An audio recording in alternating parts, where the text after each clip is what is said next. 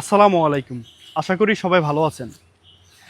মানুষ যখন ধর্মের কারণে কষ্ট পায় তখন মানবতা হারিয়ে যায়। যেখানে হোক না কেন নিরীহ মানুষের উপর নির্যাতন প্রতিবাদ হোক সেখানেই। ধর্ম নয়, মানবতাই বড়। দেখেন, ভারত থেকে আমাদের মুসলিমদের প্রতি যে নির্যাতনের খবরগুলো আসে তা সত্যিই কষ্ট দেয়। তাই আমরা চাই হিন্দু, মুসলিম, খ্রিস্টান সবাই একসাথে বাঁচুক এবং সুন্দরভাবে বাঁচুক।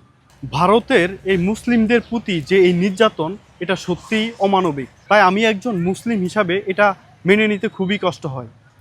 যেমন আমাদের বাংলাদেশে আমরা হিন্দু মুসলিম সবাই কিন্তু সুন্দরভাবে একসাথে বাঁচি বা বাঁচার চেষ্টা করি। আমরা কিন্তু হিন্দু মুসলিম সবাই কিন্তু ভাই ভাই।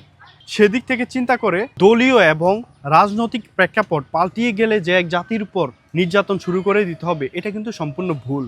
যেহেতু আমরা এক দেশের মানুষ, জাত ভেদাভেদ না করে সুন্দরভাবে কি বাঁচা যায় না? তাই ভারতের এই মুসলিমদের প্রতি এই নির্যাতন সত্যি অমানবিক।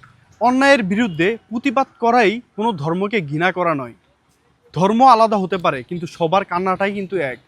আমি একজন বাংলাদেশের নাগরিক হিসাবে ভারত সরকারের প্রতি আমার একটাই দাবি যে এই নির্যাতন বন্ধ করা হোক, এবং এই নির্যাতন বন্ধ না করা হলে শুধু মুসলিম না, হিন্দু, বৌদ্ধ, খ্রিস্টান, মুসলিম সবাই মিলে একত্রে প্রতিবাদ গড়ে তোলা হোক, যাতে ভারত কেন বিশ্বের কোনো কান্ট্রিতে এরকম নিরীহ মানুষের উপর নির্যাতন না হতে পারে এবং মুসলিমদের উপর নির্যাতন না হতে পারে। যেখানে হোক না কেন নিরীহ মানুষের প্রতি নির্যাতন, সেখানে হোক প্রতিবাদ।